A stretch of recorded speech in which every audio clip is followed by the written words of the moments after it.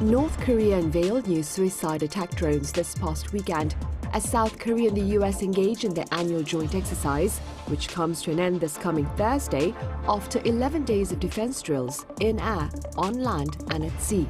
We have details in this edition of Issues and Insiders. Hello and welcome to Tuesday's edition of Issues and Insiders for August 27th here in South Korea. I'm Min Sunhee.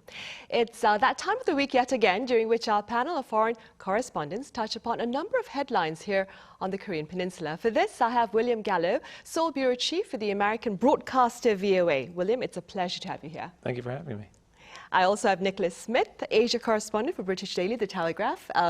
Nicola, it's been a while. Welcome back. Thank you very much. It's good to be here. Right. William, we'll start with you. Let's begin with details about North Korea's Kim Jong-un supervising, I believe, a test of suicide drones this past Saturday and perhaps their broader implications. Yeah, so we don't have a lot of details about what was tested here, but we do have some pictures. They were blurred by North Korean state media to actually, hide some of the details. But it seems that we can conclude, based on the fact that they're called suicide drones, that these are drones that are not dropping payloads as much as they are just ramming into things and exploding.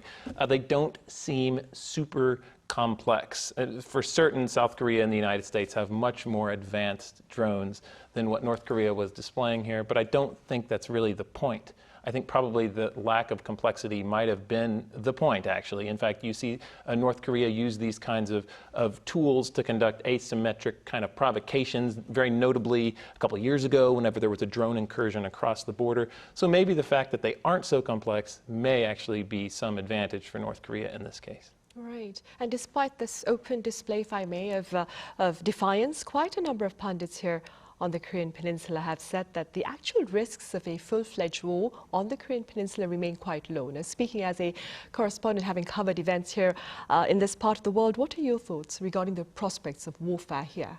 I don't think the chances of all-out war are very high. I'm not only a journalist here, I have two small children here. And if I thought the chances of all-out war were high, well, then I'd probably have them move on. But no, I don't think that's the case at all. In fact, I think we're in a period where North Korea is actually reacting not as aggressively to certain events such as the South Korea-U.S. military exercises. We really haven't seen them sort of jump up and down and complain as much as they have. There are those who predict that maybe North Korea, ahead of the U.S. election, will conduct some type of provocation, maybe a nuclear test. But we've been saying that now for about 3 years, maybe, that North Korea is going to conduct a nuclear test. We really don't have an idea when that would happen. Right, no, we don't.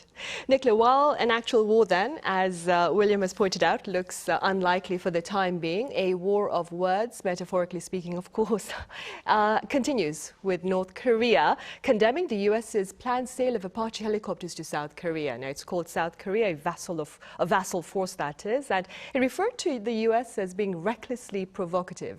Back in the U.S., Vice President Kamala Harris has referred to Kim Jong-un as a tyrant. All this being said, Nicola, what are your prospects with regard to tensions here on the Korean peninsula under a possible Harris administration in the U.S.? Okay, well, as you said, we did see in Kamala Harris's speech that some quite firm language. She said, we're not going to cozy up to tyrants and dictators like Kim Jong-un. She spoke very clearly about the struggle between democracy and tyranny, and that is following on from her visit in 2022 to the DMZ, where she denounced the Kim regime and criticised rampant human rights violations and its unlawful weapons program. And at the same time, as you said, with the Democratic National Convention, we saw the North Koreans warning the US of consequences for selling its Apaches, also warning South Korea and the US against a reckless provocation. But really, this is the kind of language that we're very used to from North Korea. So I wouldn't read too much into that about their approach towards Kamala Harris. I think what we'll see under a possible Kamala Harris presidency is very similar to what we've seen under Joe Biden, that we'll see a sense of continuity, that she will stick to the firm goal of denuclearization, at the same time being open to talks anytime, anywhere with no preconditions. And I think she'll really double down on these relationships with South Korea, Japan, regional allies, and strengthen them. And I do think, though, that we will see the same kind of cycle that we've been seeing with North Korea building up its nuclear program, with firm rhetoric from the US and South Korean side, and kind of bellicose statements from North Korea. I don't anticipate any major military confrontation. But what we've seen under the Biden administration is that his policies haven't really shifted the dial on North Korea. I think at this stage, though, in global politics, no US president is going to shift the dial on North Korea. We're living in a very different world from the Trump presidency, even the start of the Biden presidency. Kim Jong-un has since said that he is keeping his nuclear weapons. And Russia has invaded Ukraine. It's now enabling North Korea at the UN Security Council, also with its weapons program. And Kim Jong-un is arguably listening more to China than he is to the US. So with these relationships between China, Russia, and North Korea strengthening, it's going to be very hard for anyone to get Kim Jong-un back to the table. And I do think that President Harris would be looking more at China in this region as a major foreign policy priority, and the potential flashpoints over the South China Sea and Taiwan. Right, and staying with possible scenarios, William, what look to be the implications of a potential Trump administration on tensions here on the Korean Peninsula?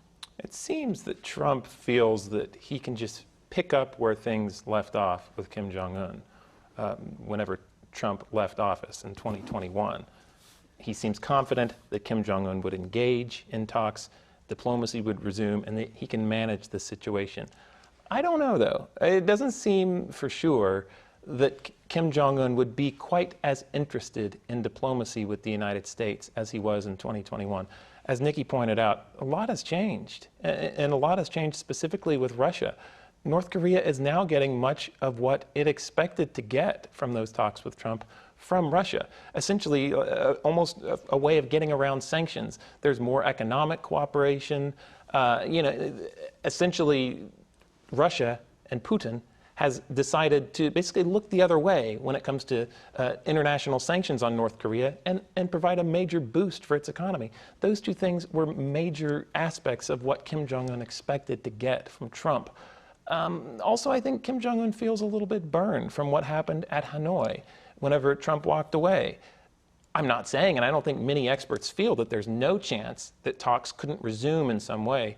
But sort of lest we forget, this was not just an easy on-ramp whenever Trump took office the first time to negotiations. It was quite rocky during that initial period. It seems possible that we could be looking at another rocky period if Trump were to win and North Korea were not to show an immediate interest in talks.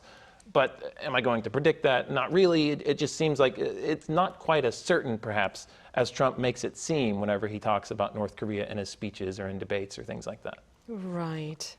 Meanwhile, moving forward with regard to South Korea's foreign policy, Nicola, a summit that is expected between South Korea and Japan in early September. What issues may top talks between President Yoon Suk-yeol and his Japanese counterpart Fumio Kishida, especially as the latter is expected to end his term soon? That's right. I think if those talks go ahead, one of the major talking points will be who will be Prime Minister Kishida's successor and how that will affect the dynamic of the relationship between Japan and South Korea. And I think they will really be looking at projecting very visibly how to keep up that momentum of this renewed relationship between South Korea and Japan, the warming of ties since they reached that political compromise over compensation for forced labour victims last year. And much of this rapprochement between Japan and South Korea has been driven by the personal rapport between President Yoon, Prime Minister Kishida, and President Biden. So I think they'll really be discussing the bolts that actually keep greater security cooperation together that transcends politics and who happens to be in government, because not only do we have Prime Minister Kishida standing down, but we also have the US election coming up, which will no doubt have an impact on this trilateral partnership that they have.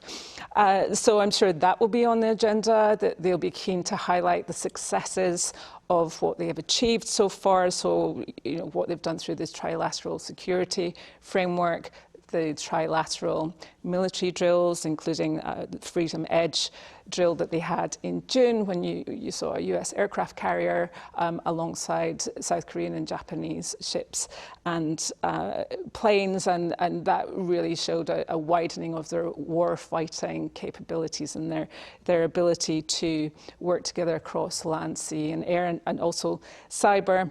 And inevitably they'll be discussing regional security, North Korea's ties with Russia. I would expect something along the lines of economic cooperation, cultural cooperation. But most of all, I think they'll be wanting to get those optics right of how we move forward, even if Prime Minister Kishida is no longer there. And I think he will also want to be personally showing his legacy and promoting this as one of his diplomatic successes of his premiership. Right, and speaking about staying with diplomacy, William, also in September, President Yoon is scheduled to visit the Czech Republic, and again, he's taking a large business delegation with him. That being said, how do you care to assess, perhaps, the Yoon administration's approach to economic security in the face of the current global, especially geopolitical uncertainty, that is? Yeah, I think the big picture here is important. I think it's clear that the Yoon administration has prioritized this idea of economic security, that even it's elevated it right up near national security. In fact, that you cannot have national security without a very high degree of economic security. I think that's the main takeaway sort of from these types of interactions, which fits, this visit fits a broader pattern in that way. I think it's also important to look at this from the standpoint of the Yoon administration also sort of improving relations with like-minded countries, perhaps also focusing more on Europe at maybe an opportune moment. I know there's a lot of frustration, especially with Russia's invasion of Ukraine. There's a lot of frustration with the role that China has sort of played in that. And this could be an opportunity to sort of further improve relations between South Korea and Europe. So those are sort of the two big lenses that I'm looking at that trip in terms of.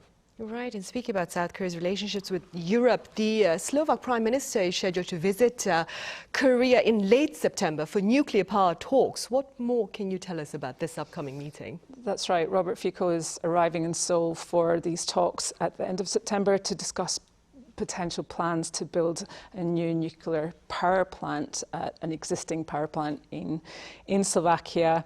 And the Slovak government has mentioned France and Korea as French and Korean companies as potential bidders for a new 1,200 megawatt unit. And so the Slovakian leader's visit will build on the foreign minister's visit. He was already here in May when the two countries discussed nuclear energy in the context of the wider Korean-Slovakian ties, and he was very complimentary about Korea's extensive experience in planning, construction and operating of nuclear power plants, and set the scene for further talks which are going to take place in September. And this also reflects a bigger focus of the Yoon presidency on nuclear energy. The government has an aim to provide 30% of domestic power through nuclear energy by 2030, and also to step up its exports in nuclear energy, with the goal of exporting 10 units of nuclear reactors by 2030 also. And we did see in July that Korea Hydro and Nuclear Power was selected as a preferred bidder to build 2 nuclear power units in the Czech Republic. And so that was heralded by the Industry Ministry as a bridgehead for South Korea to make further inroads into Europe.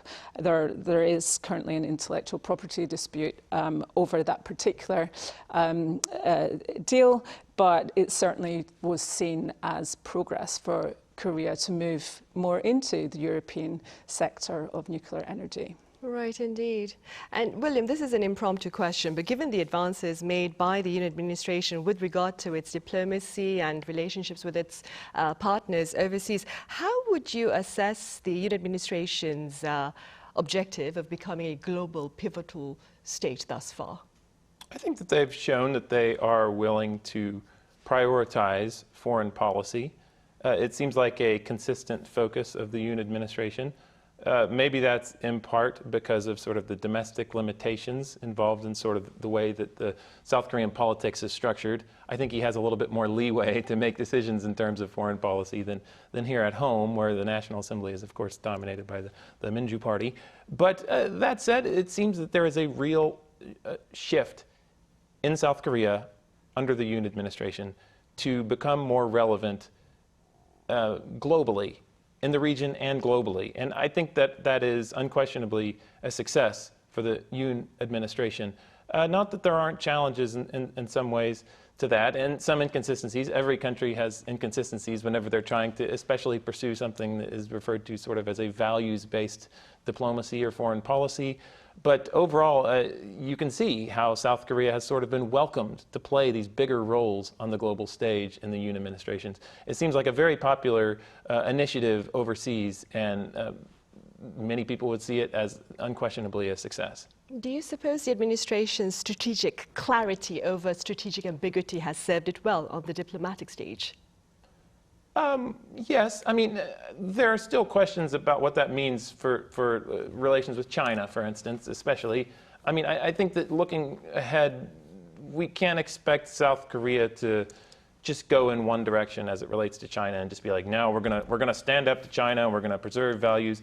There are other factors to consider. There are economic factors to consider. Everyone knows this. Everyone realizes this. So moving ahead, I do think you'll continue to see this focus. Again, maybe it won't be linear, maybe it won't be only one direction because the world is complex, but in general, I think that yes, there has been much less of strategic ambiguity, even if South Korea under Yoon hasn't fully 100% now, chosen sides with the United States and is just totally disregarding China. There still is much more of a direction it's headed here, and that's clear as opposed to ambiguous, as you say. Right. Meanwhile, William, we have some time left. I'm going to ask you about a recent coverage that you yourself did. You wrote about North Korean defectors launching a site to share the untold stories of North Korea. Could you tell us a bit about your coverage? Yeah, so this was a story, obviously we come back to this defector story quite often as foreign correspondents here. It's a very interesting community, so many interesting stories to be told. This one I thought was particularly interesting. It was a project begun by a defector who came to South Korea in 2012, and he realized that a lot of people, especially in the global discourse, are talking about North Korea, but it's not so often that North Koreans are the ones talking about that and sort of shaping the global narrative. So with the help of the Human Rights Foundation, which is a US-based human rights group, they started a sort of a news website earlier this year called NK Insider, and it's sort of a chance for North Korean defectors to have a platform to be able to talk about their country. And sometimes that involves hard reporting, with contacts and undercover sources in North Korea. Other times it's just to give a voice about what's happening in North Korea, to have them comment about policy decisions, cultural critiques, things like this. And it's a chance to give North Koreans a voice through defectors. It's a small website. There's only about 8 staff or so. But I think it's important, and that there are people, even some who have recently come to South Korea from the north. I talked specifically to a man who came here in 2022 from it was very close to forced labor at a construction site in Russia. He fled. He came here, and now he's a journalist writing basically whatever he wants about the North Korean government, whereas just 2 years ago, he was more or less in North Korean custody. So that was, I thought, an important story, especially since there are so few defectors coming over across the border now. Right, and staying with defectors, Nicola, you covered North Korean defections into South Korea, and this month alone, there were 2 defections by North Koreans made on foot into this part of the peninsula, of course. Now, some say that Seoul's loudspeaker broadcasts in recent times have perhaps prompted these defections. What are your thoughts? It's really hard to say what prompts someone to make such a risky journey. We don't know anything about these 2 defections that you've mentioned over the past month, other than the very basic facts, and we're unlikely to really know for some time now, because, you know, very often, well, North Korean defectors are have to go through certain programs to help them integrate into South Korean society. So it's very hard to speak openly about these things. But South Korea has expanded its loudspeaker propaganda broadcasts in retaliation for the trash balloons that have been sent over from the north. And from what we know, some of these are fixed, some of these are mobiles. They have been broadcasting messages for up to 10 hours a day, and using a Voice of Freedom program, which projects psychological warfare into the north. So you're talking about messages against the regime, criticism of the succession of the Kim dynasty, you know, the advantages of capitalism.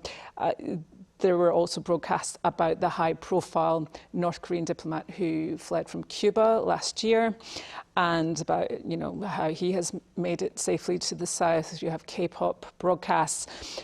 We just don't know how influential these broadcasts are. Defections have continued with or without the broadcast, so they may make a difference to some individuals. What we have seen over the past few years is a sharp decline of defections, but that has largely been because of COVID, because of pandemic restrictions and extremely tight borders, and also an increase in surveillance, not only on the borders, but also in China, which is one of the most popular routes for North Korean defectors to escape through, and it's become incredibly difficult for them to cross through China without being caught and detained by the Chinese authorities and then sent back. So obviously for everyone who leaves North Korea, there's a huge calculation of the risk of, you know, whether they will be able to survive that journey, of what happens to their family. So it would be very interesting to speak to these defectors and ask them if these broadcasts made a difference. But I think there are many factors involved. All right, there's so many questions and so few answers on that front then. Yeah. All right, Nicola, as always, thank you very much for your time and your thoughts today. Thank you. And William, thank you very much for your insights. Thank you. Right, well, that brings us to the end of this edition of Issues and Insiders. Thank you for being with us.